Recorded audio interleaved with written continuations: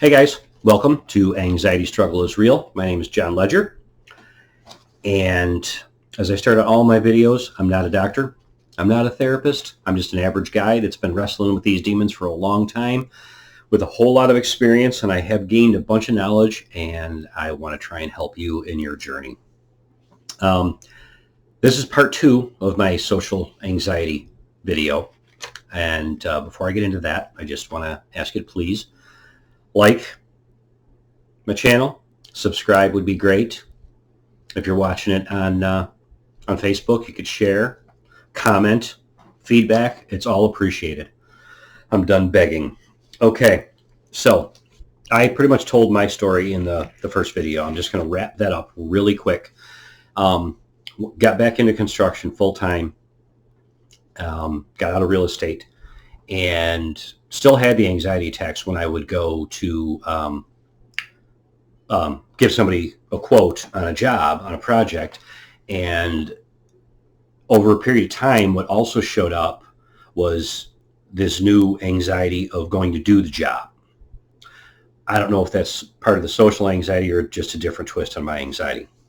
So lived in Buffalo at the time, decided it would be a good idea to take the family and move to Florida.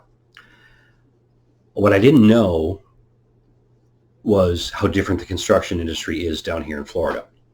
It is, let's just say it's very difficult for me to make any kind of real money. I did well in construction in Buffalo, but down here, not so much. And also keep in mind, I still wanted to get out, want to get out of it. Back when I first started selling real estate, it was because I knew my body was going to start to hurt bad because it was starting then. Well, now I'm older, it hurts. I want to stop. So what I did when I realized I wasn't going to make that much money in construction down here, I said, well, I'm just going to get a job and get rid of some of the pressure and work the job, and then I don't have to, well, it's just it's less pressure.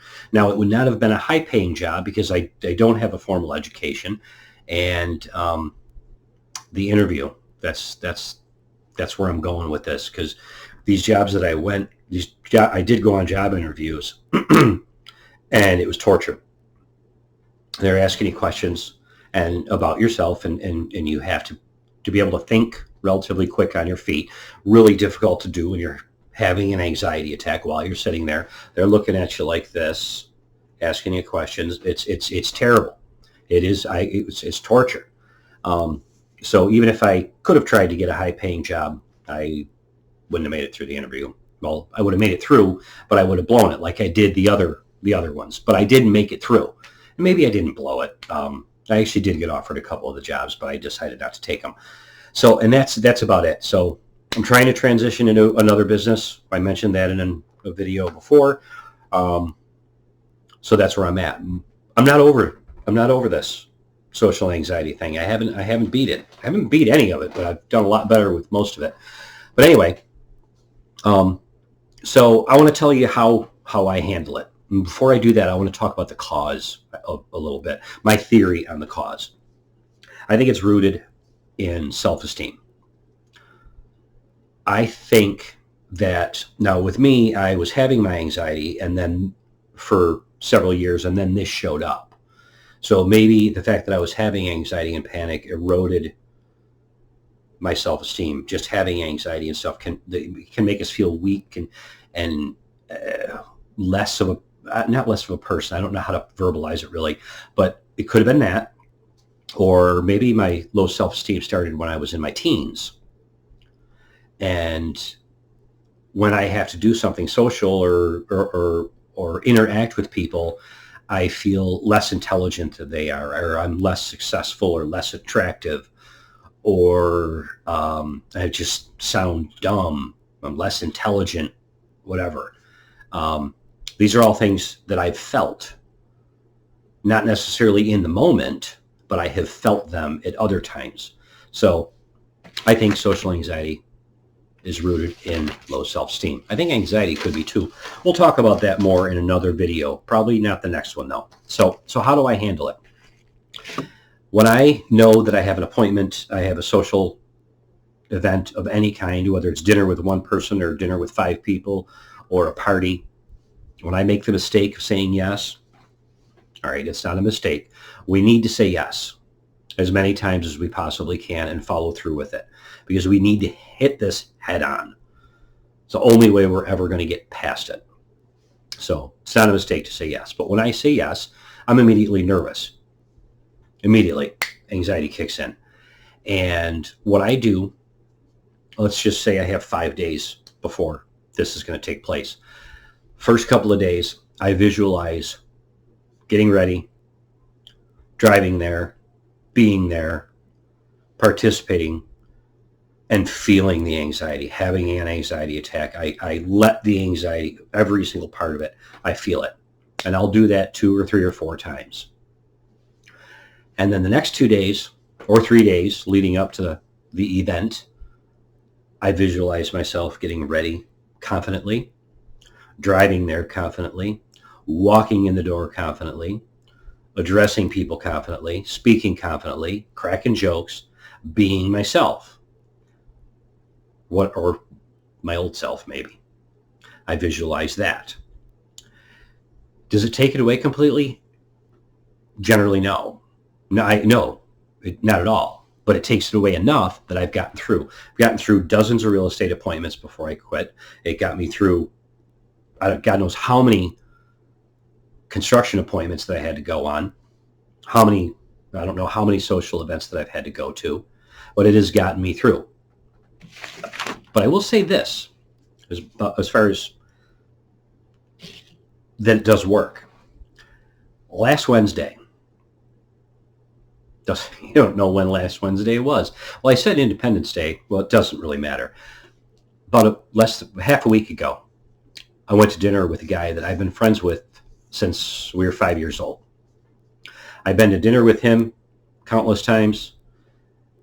I've been to breakfast with him countless times. Every single time, I'm nervous, and I have anxiety or an anxiety attack when I'm with him. He would never really know it because I'm very good at hiding it. That is a skill that I have developed for sure. Last Wednesday, I met him for dinner. I was not nervous on the way there. I sat down in the outside. We sat outside because of COVID, of course. He showed up.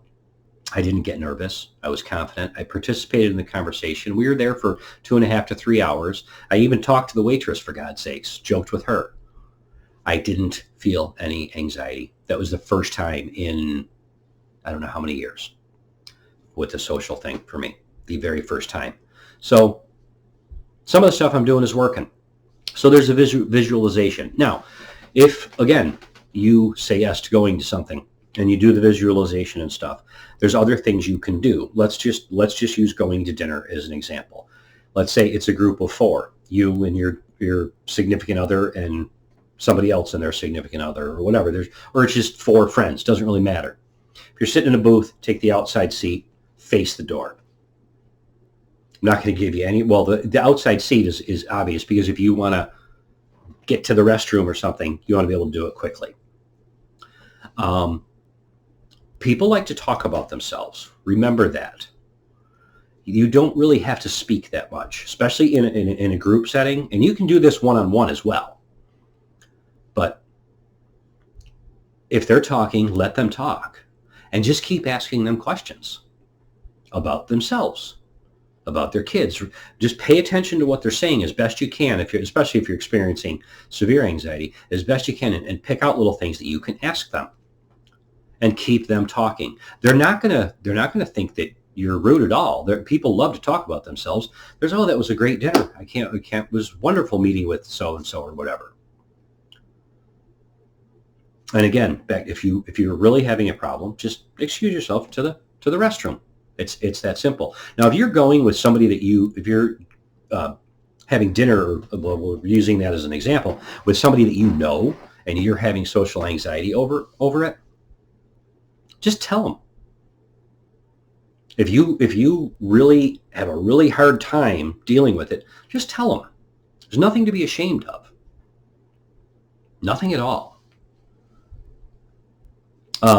If you're going to an event, like a party, and you have someone that you're going with, and there's a chance you'll get separated, be sure you both have your phones, and be sure they know that if you say help or whatever, you text them, whatever, that you need to get out of there, then get out of there. Don't get out of there and leave. Get outside, calm down, and then go back in. Use a buddy system with that. It works. Okay? That's what I do.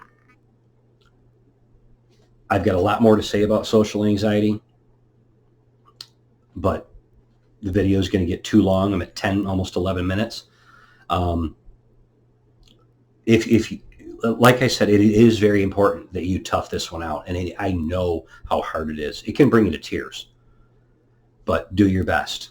If you just try and win more than you don't win, because you don't lose when you can't do it.